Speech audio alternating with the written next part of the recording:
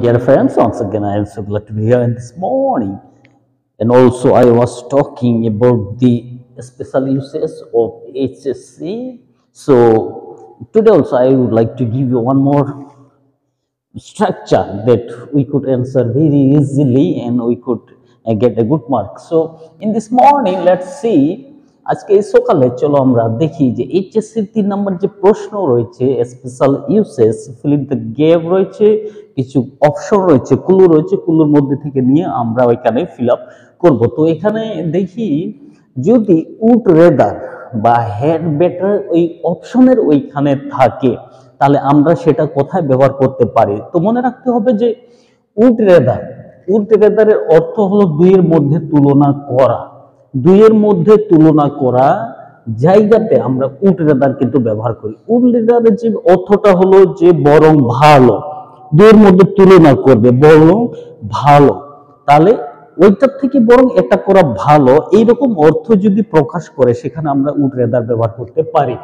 এবং হেড বেটারটি আমরা সেখানে ব্যবহার করব, যেমন হেড বেটার হলো ভালো, মানে পরামর্শ দেওয়ার জন্য, এটা উচিত বা নির্দেশনা কিছু অংশ বুঝাতে।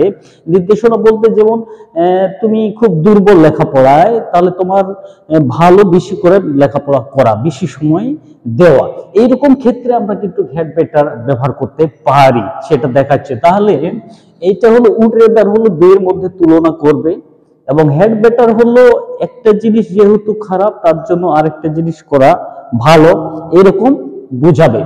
তো দুইটার মধ্যে তাহলে ব্যবহারটা আমরা দেখি যে উড রেদারটা, যেমন আমরা সচরাচর দেখি যে আই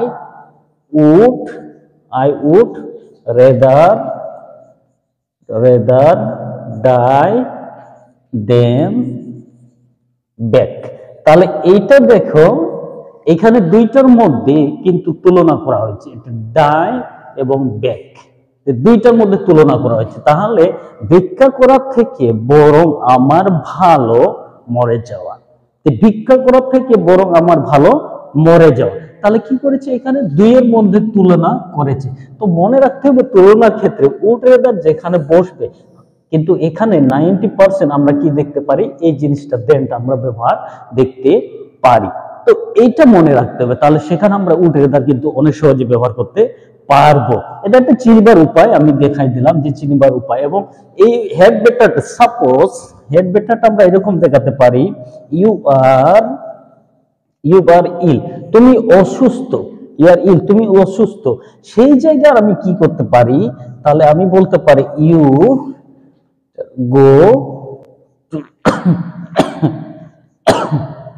এটা আমি কিন্তু দেখাতে পারি। তাহলে বলতে পারি you had better go to a doctor or visit a doctor, এটা আমি কিন্তু বলতে পারি। তাহলে এখানে কি করলাম, যেহেতু ইউ আর ইল, তুমি যেহেতু অসুস্থ, তাহলে তোমার ভালো ডাক্তারের কাছে যাওয়া, এইরকম যদি দেখায়, এইরকম কাজের মধ্যে যদি পার্থক্যটা দেখায়, তাহলে সেখানে আমরা কিন্তু হেড বেটার ব্যবহার করব।